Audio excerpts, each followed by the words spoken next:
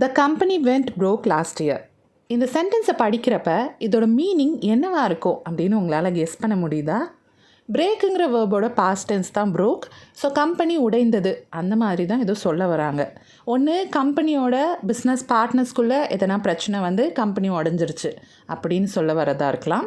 இல்லைனா பீப்புள் அந்த கம்பெனி மேலே இருக்கிற ஆத்திரத்தினால வருத்தத்தினால அங்கே இருக்கிற பொருட்களெல்லாம் போய் உடச்சிருக்கலாம். இந்த மாதிரி எதனா மீனிங் தான் இருக்கும் அப்படின்னு யோசிச்சிருந்தீங்கன்னா நோ. ப்ரோக்குங்கிற வேர்டுக்கு நம்மள நிறைய பேருக்கு தெரியாத இன்னும் ஒரு மீனிங்கும் இருக்குது. அது என்னென்னா ஹேவிங் நோ மணி, பணம் இல்லாத, பணம் வைத்திராத, பண வகையில் நொடிந்த அப்படிங்கிறது தான். I am always broke by the end of the month. மாத கடைசினா என்கிட்ட பணம் இருக்காது, எல்லா செலவையும் பண்ணிவிட்டு என் கையில் இருக்கிற காசெல்லாம் தீர்ந்து போயிருக்கோம் அப்படிங்கிறது தான். I can't come out tonight, I am absolutely Broek.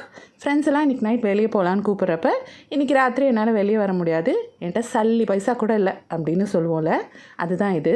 இந்த இடத்துல ஆப்சல்யூட்லி ப்ரோக் இதுக்கு பதிலாக flat broke, stony broke, stone broke இதெல்லாம் கூட யூஸ் பண்ணலாம்.